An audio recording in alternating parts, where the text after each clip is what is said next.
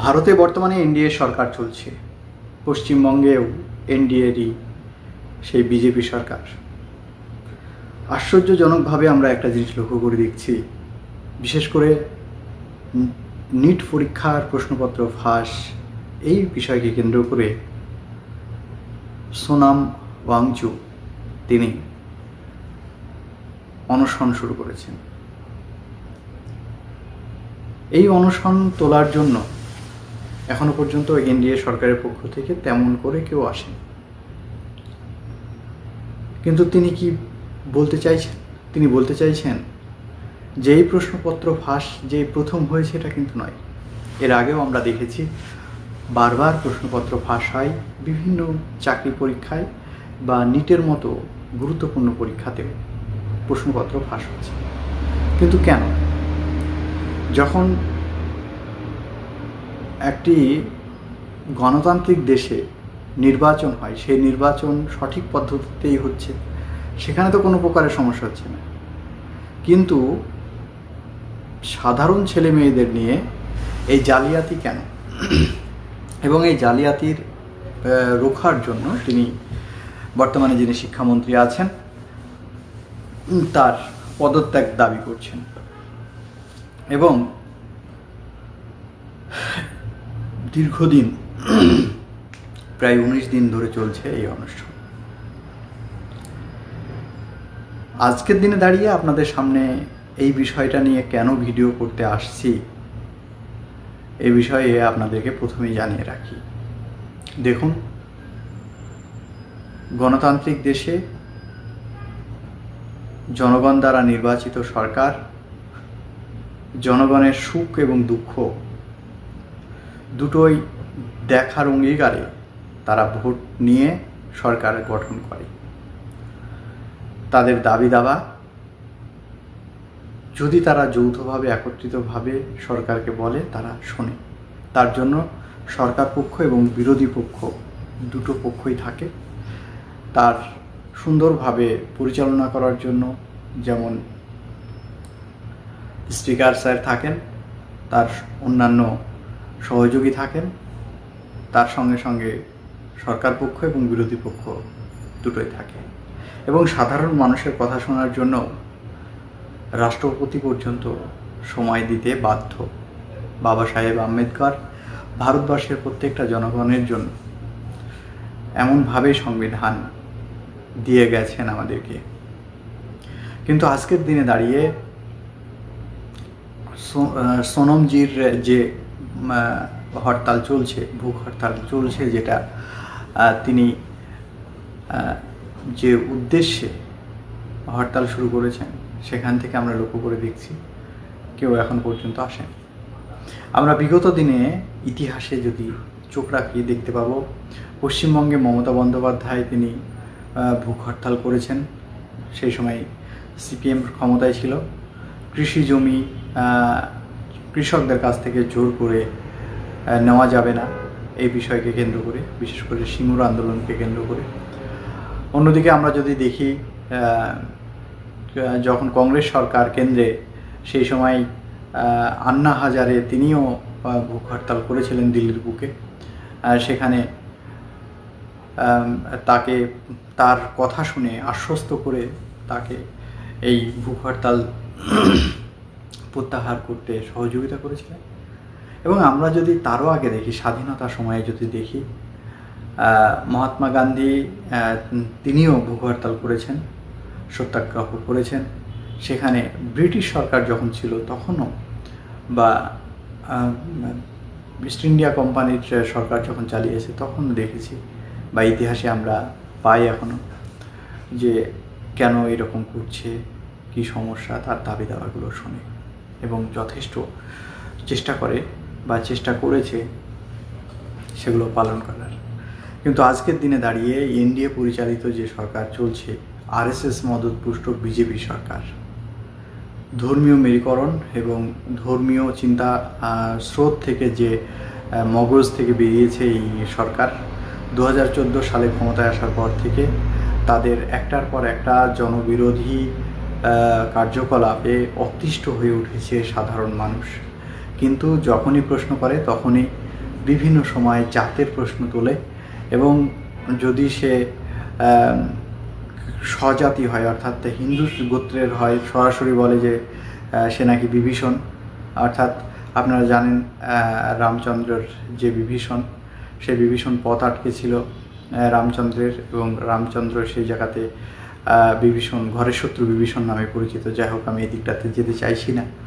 সেরকম একটা কথা বলে, স্বাভাবিকভাবে ধর্মের কাছে সবাই মাথা নিচু হয়ে যায়। যে সে যদি ধর্ম বিশ্বাস করে, আর ধর্ম বিশ্বাস না করলে সে কথা আলাদা। এইরকম একটা সিচুয়েশন পরিস্থিতির মধ্য দিয়ে গোটা ভারতবর্ষ চলছে। আমরা সবসময় চেষ্টা করি, আমরা গণতান্ত্রিক দেশে প্রশ্ন করা যাবে না এটা ভাবা যায় না। প্রশ্ন করা যাবে, প্রশ্ন করা উচিত, এটাই জানি।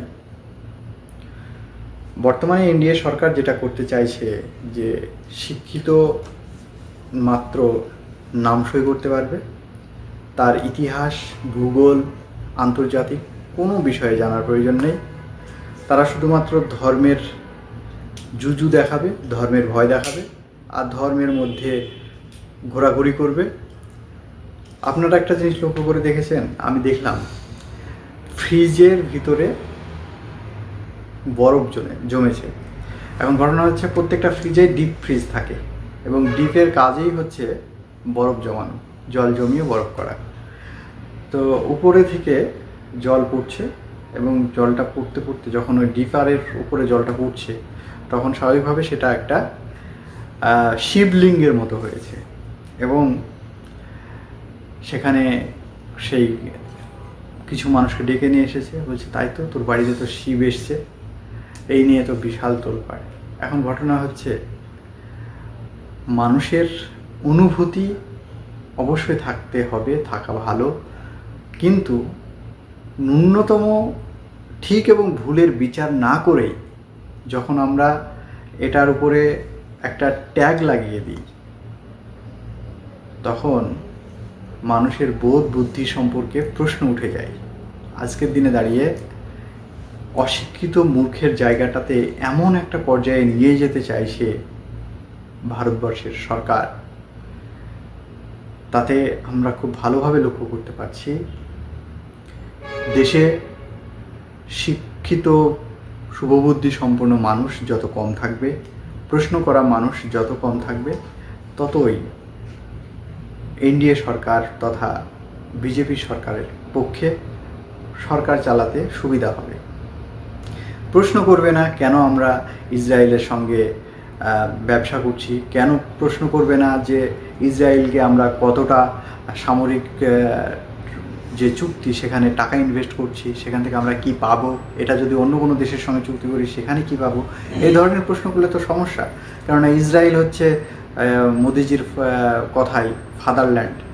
তাই আর আমরা যারা বলছি যে ইসরায়েলের সঙ্গে কেন ভারত এই ধরনের চুক্তিতে যাবে, কেননা ইসরায়েল কেন, আমরা আমেরিকা বা তুরস্ক, চীন এদের সঙ্গে ব্যবসা করব, আমরা ইসরায়েলের সঙ্গে কেন ব্যবসা করতে যাব বা সামরিক চুক্তিতে কেন আবদ্ধ হতে যাব? এই ধরনের প্রশ্ন করলেই আমরা কোনো না কোনো একটা বিশেষ ধর্মের হয়ে যাব, আমাদের ব্যাকগ্রাউন্ড চেক করবে। এই তো হয়ে গেছে বর্তমান ভারতের অবস্থা। যাই হোক, আমার যে মেন উদ্দেশ্য এই ভিডিও বানানোর সেটা হচ্ছে একটাই, ভারতের সাধারণ জেন জি যারা আছেন তাদের কাছে রিকোয়েস্ট, আপনারা ঘরে বসে থাকবেন না, আপনারা চুপচাপ থাকবেন না। সোনম স্যারের যে ভুখ হরতাল চলছে সেটা 19 দিন অতিবাহিত হতে চলেছে, আর আমরা ঘরে বসে এখনো পর্যন্ত টিভির পর্দায় ঘণ্টাখানেক দেখতে ব্যস্ত, কিংবা ঘোষবাবুর ডিমের কুসুম ভাঙাতে ব্যস্ত।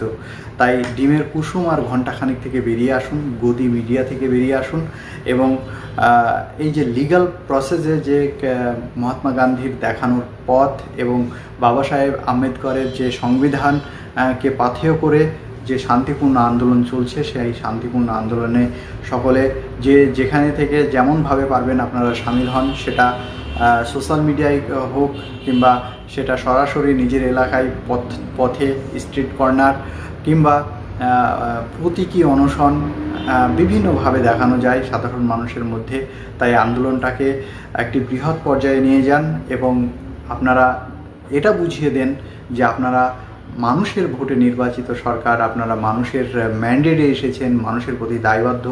আপনারা ইচ্ছা করলেই সাধারণ মানুষকে হত্যা করতে পারেন না, জেন জিকে ঘোড়ার ঘাস কাটতে কাজে লাগাতে পারেন না। শিক্ষিত ছেলে মেয়েদের চাকরি দিতে হবে এবং যারা যোগ্য ইঞ্জিনিয়ার, ডক্টর বা বিজ্ঞানী হওয়ার যোগ্য যারা, তাদেরকে সরকারের পক্ষ থেকে যথেষ্ট সহযোগিতা করে অবশ্যই তাদের যোগ্য আসনে বসাতে হবে এবং তাদের ব্রেনকে কাজে লাগাতে হবে ভারতের পক্ষে। তবেই ভারত আগামীতে জগৎ সভায় শ্রেষ্ঠ আসন লবে। অবশ্যই মনে রাখবেন এবং ভালো থাকবেন। এখানে শেষ করছি আলোচনা। শেষ করার আগে আপনাদের বলে রাখি, চ্যানেলটি একেবারেই নতুন। আমাদের চ্যানেলের ভিডিও আপনার সামনে গেলে চ্যানেলটি সাবস্ক্রাইব করে সঙ্গে থাকবেন এইরকম ভিডিও পাওয়ার জন্য।